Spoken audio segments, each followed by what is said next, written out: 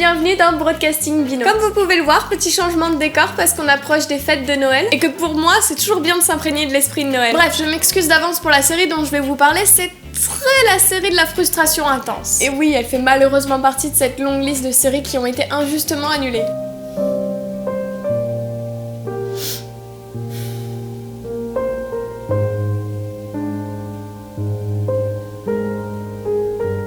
Plutôt, celle-ci est officiellement en pause. Mais ce n'est pas pour autant qu'elle ne vaut pas le coup d'être vue, bien au contraire. Donc c'est parti, au cas où vous ne l'aviez pas déjà deviné avec le titre de la vidéo, pour Syberia.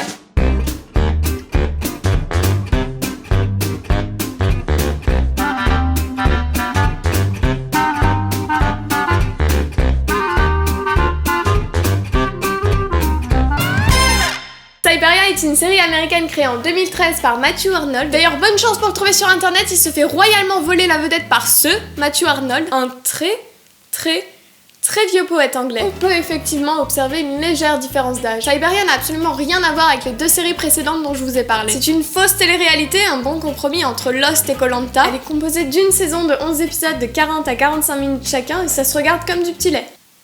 Ça se dit ça? On se retrouve donc avec 16 candidats d'origines différentes envoyés au fin fond de la Sibérie. Oui, là-bas.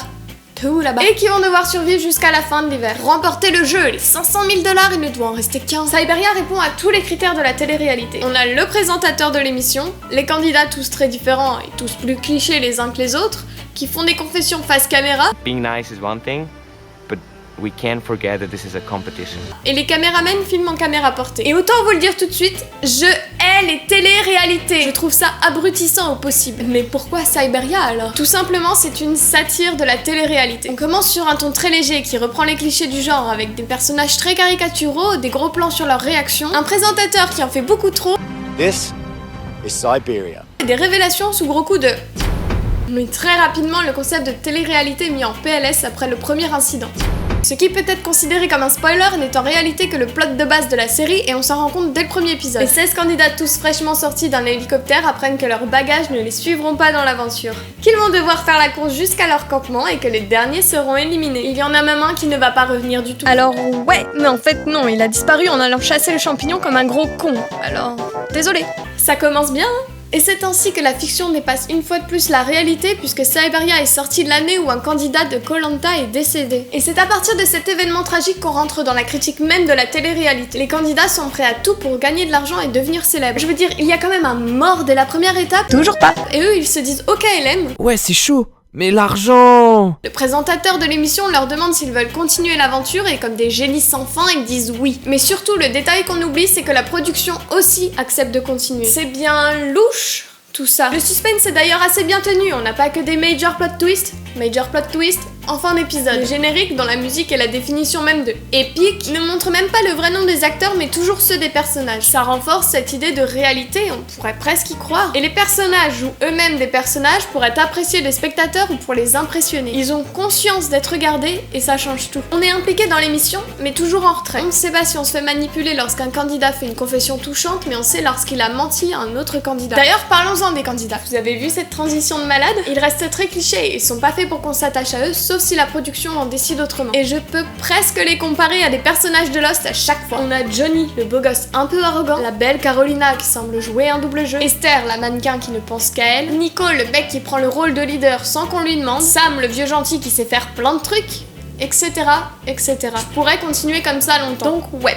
Pas mal de points communs avec Lost, et là, je suis obligée de faire un aparté sur Lost parce que bordel. Regardez Lost, vraiment, mettez Lost en haut de votre liste de séries à regarder. Prenez le temps de regarder Lost dans son intégralité, faites-moi confiance, vous n'allez pas regretter. Et surtout, oubliez le Lost que vous avez vu à la télé où vous aviez l'impression de ne rien comprendre et que c'était juste un grand merdier scénaristique. Vraiment, je pense que niveau scénario, on peut pas faire mieux que Lost, mais il faut y mettre un peu du sien. Donc, je disais, il y a pas mal de points communs avec Lost, mais on reste bien loin niveau qualité. Je ne dis pas que Syberia est une bouse, bien au contraire, mais on la sent leur grosse inspiration. Oui! Oui! Oh oui! Tu la sens, ma grosse intelligence! Tiens!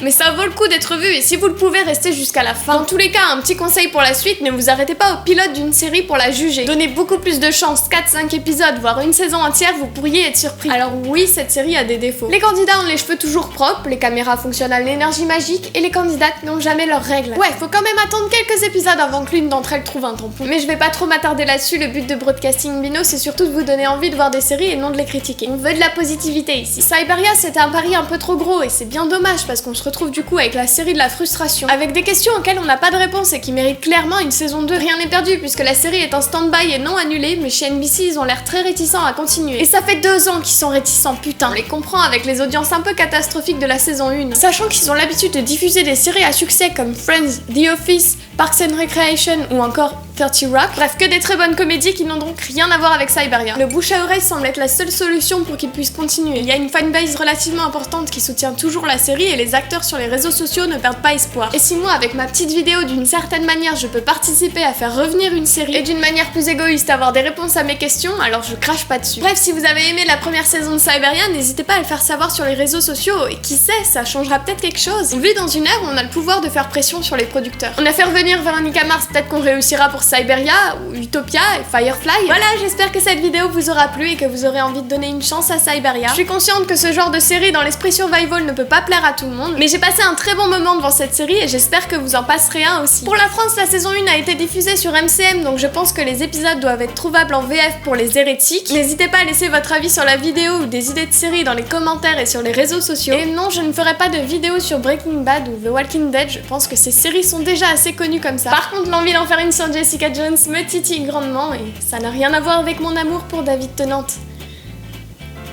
Peut-être que si. Sur ce, passez de très bonnes fêtes de fin d'année et à la prochaine!